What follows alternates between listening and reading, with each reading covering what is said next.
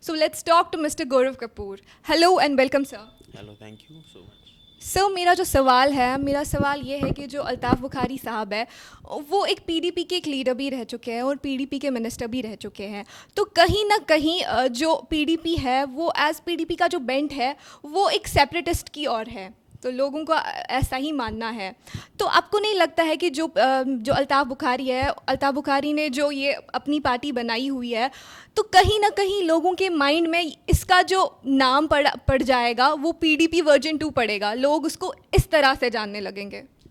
देखिए, I am very shocked first time I heard that you said के people asking this party is a B party of PDP. Most of the time we heard that people are saying that this party is a B party of BJP. तो मुझे बड़ा थोड़ा different लगा। आपसे पहली बार मैंने सुना कि देखिए, ये पार्टी ना किसी की ए है ना किसी की बी है। अल्ताफ़ बुखारी साहब की एक अपनी पहचान है, उनका अपना एक नाम है। अगर हमें लोग कहते हैं, अगर इस तरीके की सोच रखते हैं तो वो सोच कहीं ना कहीं गलत है। देखिए, अल्ताफ़ साहब इस बीडीपी को से जब थे, वो एक मिनिस्टर थे, वो कैबिनेट मिनिस्टर रहे हैं। उन्होंने छोड़ के जब अपनी पार्टी बनाई, और ये जो हमारी जो पार्टी बनी है, ये जो पार्टी है टोटली ना तो किसी रिलीजियस सेटिमेंट पे ये पार्टी बनी है, ना ही ये किसी को मतलब ये देख के कि वोट बैंक किसका ज़्यादा है, हम उन्हीं कम्युनिटी की ज़्यादा बात करेंगे और कल हम अपना वो राजनीति जो है, राजनीति की रोटियां जो है हम सेकेंगे, ऐसा कुछ नहीं है। देखिए, अल्ताफ़ साहब ने अपनी पार्टी जब बनाई, उन्होंने बिल्कुल क्लियर, हमारी इस पार्टी के 3-4 मेन एजेंडे बिल्कुल क्लियर हैं कि हमारी पार्टी के अंदर बात होगी डेवलपमेंट ऑफ द स्टेट और बेटरमेंट ऑफ द पीपल, जिसमें जम्मू के लोग, कश्मीर के लोग, सबको बराबर उनका हक मिले। और जो काम आज तक पिछले 70 सालों से नहीं हो पाए, जम्मू के लोगों को ड्रीम दिखाया गया, हम ये कर देंगे, कश्मीर के लोगों को बड़े बड़े सपने दिखाए दिए, और when they people sit on the ground, उन्होंने देखा कि जम्मू, उन्होंने उनके माइंड सेट ये आया कि जम्मू वालों को सब कुछ मिल गया, जम्मू वालों को लगा कश्मीर वालों को सब कुछ मिल गया, और फाइनली कुछ नहीं मिला। तो ये 70 सालों से ये जो चल रहा था, तो अल्ताफ़ साहब को कहीं ना कहीं लगा कि अब टाइम आ गया, it's time come, we have to stop this all. तो हम अब लोगों को काम करना पड़ेगा और सच के ऊपर काम करना पड़ेगा और हमें सच्चाई के ऊपर चलना पड़ेगा। इसलिए इतनी पार्टी का बड़ा संगठन जो बनाया गया, और इसमें आप देखिए हमारे साथ एनसी से एमएलएस जो हैं, सीनियर्स वो लीडर हैं, वो छोड़ के आए, पीडीपी से आए, कांग्रेस से आए, इवन मैं खुद भी कांग्रेस से में आया। तो इसलिए ये आप मत सोचिए कि that we are the party of A and B, हम किसी की, ऐसा कुछ नहीं है। अपनी पार्टी की अपनी पहचान है, और आई एम डैम श्योर कि जब हमारों को ये हमारी आवाम हमें मौका देगी, दी बेस्ट लोगों के हर्फ के मुंह के ऊपर, माउथ के ऊपर यही होगा कि दी बेस्ट जो पार्टी है वो ये जम्मू कश्मीर अपनी पार्टी है। ओके सर आपने क्यों आप कांग्रेस के लीडर रह चुके हैं, आपने कांग्रेस का क्यों आपने वो लेफ़्ट किया, कांग्रेस की पार्टी आपने क्यों लेफ़्ट की और आपने अपनी पार्टी ज्वाइन की, इस चीज़ की क्या वजह रह चुकी थी? देखिए, रीजंस बड़े सारे कुछ होते हैं। अब कांग्रेस में काफ़ी लीडर कांग्रेस छोड़ के आए हैं, हर किसी का अपना अपना कोई रीज़न होता है। बट आप जहाँ तक मेरी बात करते हैं, देखिए हम आपको बताएं कि आप किसी भी संगठन के अंदर हों, एक जो जो जो भी होता है उसको अपनी रिस्पेक्ट, हर एक चीज़ सबसे प्यारी होती है। और हमारे कांग्रेस के अंदर कुछ 4-5 बंदे सीनियर लीडर हैं, वो को गलतफहमी डाल के बैठ गए हैं ये कि कांग्रेस हमारी ही है, हम ही कांग्रेस के ऑल इन ऑल हैं। जब आप ऐसी सोच रख के बैठेंगे तो आपके चलने वाला संगठन, आपको मंत्री जो है वो आपको उसमें मंत्री बनने में सबसे बड़ा रोल रहता है आपकी टीम्स का। जब आप टीम को ही आप सोचो कि नहीं, टीम कुछ नहीं है, हम ही सब कुछ हैं, तो फिर उसका खमियाजा जो है वो फिर पार्टीज़ को भुगतना पड़ता है। इसलिए हमें हमें लगा कि अब जो टाइम है वो कांग्रेस का जो है वो, उसमें मैंने आपको कहा ना, जो लोग ऑलरेडी मिनिस्टर एक्स रहे हैं, आज भी उसी ड्रीमिंग में है कि आज भी हम मिनिस्टर हैं।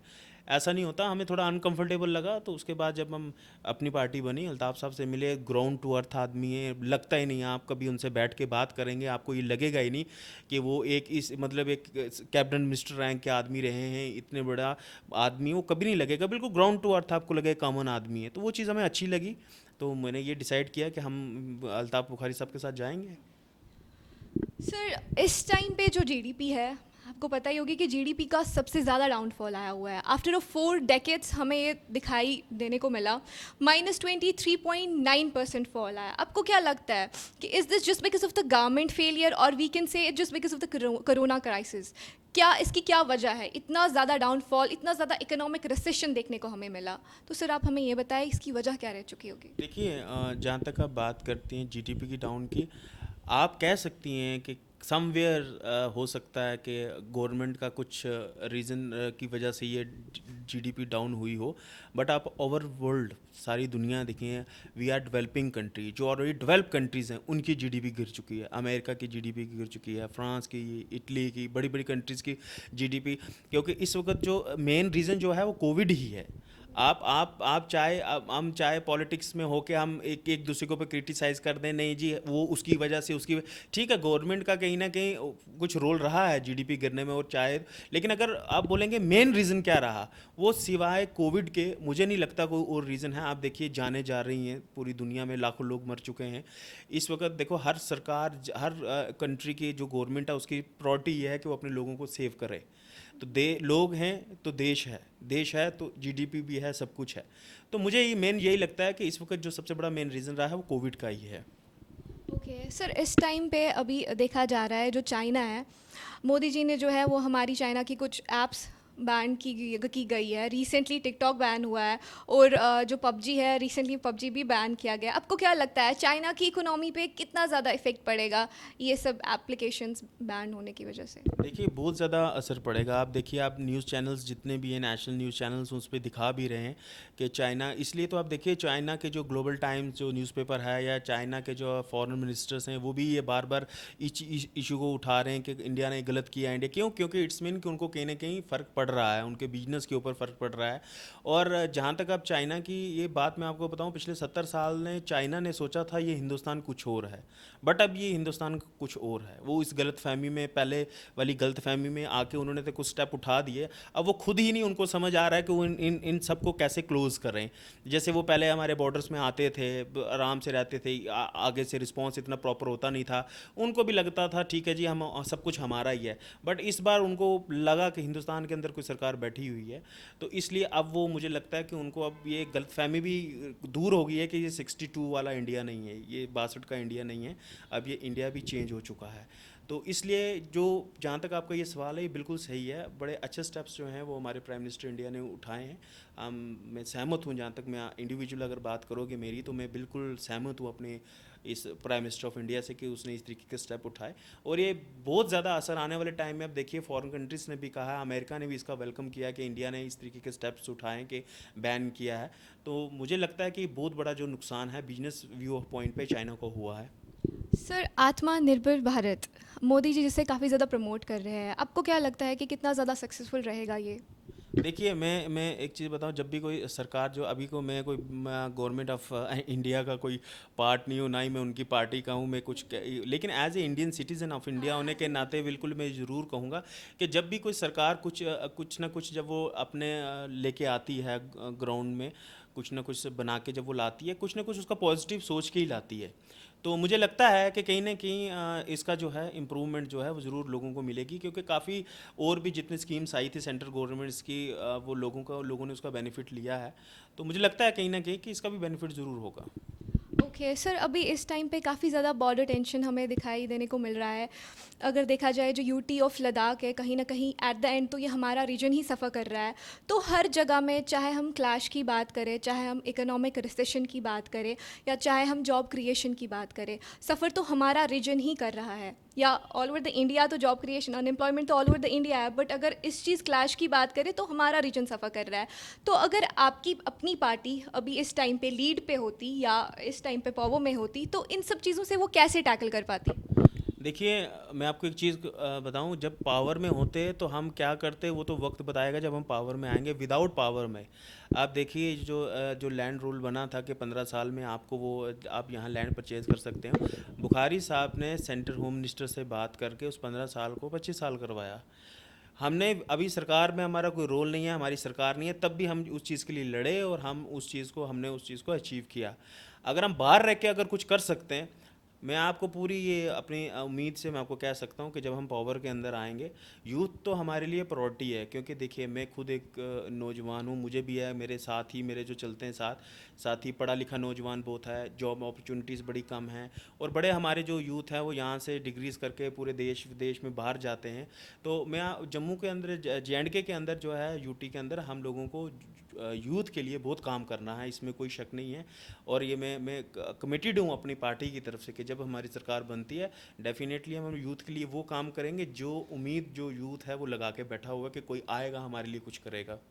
Okay sir. सर मेरा और एक सवाल आपसे ये है, इस टाइम पे जो 4G है, काफ़ी ज़्यादा प्रॉब्लम आ रही है बच्चों को 4G, मतलब बहुत एवरीवन इज़ गेटिंग नो, बहुत डिस्टर्ब्ड है अभी इस टाइम पे 4G की वजह से सब कुछ। एक साल होने को आया after the revocation of article 370 जो था, तब से लेकर अब तक अभी एक साल होने को आया। 4G की कोई भी हमें यहाँ पर कोई भी खबर, कोई भी न्यूज़ सुनाई नहीं दे रही है। तो इस टाइम पे जो सिर्फ 2 डिस्ट्रिक्ट में 4G छोड़ा गया है, वो सबसे पहला उधमपुर है और दूसरा गांधरबल है। सर आपको क्या लगता है कि जम्मू डिज़र्व नहीं करता था, क्योंकि जम्मू इतना पीसफुल रहा है? अगर देखने को आए, सबसे ज़्यादा तनाव हमें कश्मीर को, थोड़ा बहुत डिस्टर्बेंस कश्मीर में देखने को दिखाई दे रही है, बट इस टाइम पे जो जम्मू है, जम्मू में तो बहुत पीसफुल माहौल रहा है। तो इस जगह को सबसे पहले ये प्रायोरिटी देनी चाहिए थी 4G छोड़ने के लिए, क्योंकि इस टाइम पे यूथ सफ़र कर रहे हैं, हर कोई बिजनेस से सफ़र कर रहे हैं। 4G के बगैर तो कुछ भी अभी इस टाइम पे पॉसिबिलिटी नज़र आने को नहीं मिल रही है। तो क्या वजह रही है कि मतलब जम्मू में क्यों नहीं छोड़ा गया सबसे पहले 4G, और सिर्फ 2 डिस्ट्रिक्ट में छोड़ा गया, that was Udhampur and Ganderbal?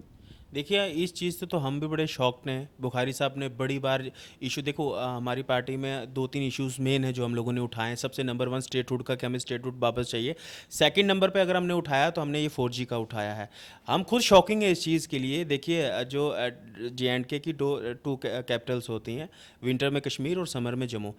सबसे पहले तो जम्मू और कश्मीर का बनता था कि क्योंकि कैपिटल्स हैं, इनका बनता था कि इनको वो दी जाती है, इनको 4G दिया जाता। लेकिन दूसरी बात ये चीज़ कहना चाहूँगा, देखिए ठीक है उधमपुर को दिया, वो ठीक है, वो भी हमारी ही पार्ट हैं देना, लेकिन जम्मू और कश्मीर से सबसे प्रायोरिटी पे बनता है। कश्मीर में तो चलो आपने ये इशू रख दिया जी, सिक्योरिटी रीज़न से है, जम्मू में कौन सा इतना कोई इशू था? और सेकंड चीज़ तो मैं कहूँगा, जो जो लोग इसका ये कहते हैं जी मिस यूज़ होगा, मिलिटेंसी में यूज़ होगा, अरे भाई वो लोग सैटेलाइट अपना यूज़ करते हैं, उनको 4G की ज़रूरत है ही नहीं है। उनको ये 4G पे वो नहीं चलते, उनका अपने कम्युनिकेशन सिस्टम है। ये कहीं ना कहीं मुझे लगता है, आप देखिए जब से 4G बंद किया था और जब से टोटली नेट बंद किया था, जम्मू के अंदर वाईफाई बड़ी स्पीड से लगे पूरे ओवर जम्मू के अंदर। तो मुझे लगता है कहीं ना कहीं किसी न किसी प्राइवेट कंपनी को मुझे लगता है कोई खुश किया जा रहा है कि हम नेट बंद रखते हैं और आप जल्दी जल्दी से अपना जितना बिजनेस कर सकते हो कर लो, क्योंकि उसके बाद जब नेट चल पड़ेगा तो आप लोगों की बुकिंग कम हो जाएगी। ये कहीं ना कहीं मुझे मिली भगत ही लगती है। तो इसलिए मैं ये कहना चाहूँगा कि ये बड़ा शॉकिंग है। हमें भी इस चीज़ का बड़ा शौक है कि जब आपने उधमपुर सब जगह दिया, जम्मू तो डिज़र्व करता था सबसे पहले, क्योंकि अब सभी डिस्ट्रिक्ट का, अगर आप जम्मू प्रोविंस की बात करें तो ये सभी डिस्ट्रिक्ट्स की जितने प्रोविंस आते हैं उसकी कैपिटल है, और हर एक डिस्ट्रिक्ट जो है इसके साथ कंसर्न है। तो जम्मू के अंदर तो सबसे पहले देना बनता था। तो ये तो नेचुरली शॉकिंग है कि इस तरीके का क्यों नहीं इन्होंने जम्मू में दिया। सर मेरा एक आखिरी सवाल है आपसे। इस टाइम पे आप being as a youth face of अपनी पार्टी, आपको पता होगी कि इस टाइम पे लोग कितना ज़्यादा सफ़र कर रहे हैं। अभी इस टाइम पे कोरोना से लोग ज़्यादा कम मर रहे हैं, और सबसे ज़्यादा मेंटल स्ट्रेस, काफ़ी ज़्यादा सुसाइड्स अटेम्प्ट हो रही है, काफ़ी ज़्यादा मेंटल स्ट्रेस है all over the India, in fact all over the world. आपको एक ऐसा स्पेसिफिक मैसेज किसी अपने यूथ को, जो क्योंकि ज़्यादातर अटैम्प्ट्स यूथ लोग ही ले रहे हैं, छोटे छोटे जवान अभी इस टाइम पे सुसाइड्स कर रहे हैं, या अगर देखा जाए काफ़ी लोग ड्रग एडिक्ट्स, ड्रग्स में हैं काफ़ी ज़्यादा। तो कोई एक ऐसी स्पेसिफिक मैसेज आप यूथ को देना चाहें? मैं सिर्फ यही कहना चाहूँगा कि जो लाइफ है बहुत प्रीशियस लाइफ है, लाइफ बार बार नहीं मिलती। तो अगर ऊपर वाले ने हमें ज़िंदगी बख्शी है तो हमें इस ज़िंदगी को तब तक अपना हिम्मत नहीं हारनी चाहिए जब तक हम अचीव ना कर लें। हार जीत ज़िंदगी में लगी रहती है। लाइफ में आप ज़रूरी नहीं होता कि आप फर्स्ट टाइम अटैम्प्ट करो और आप जीत जाओ।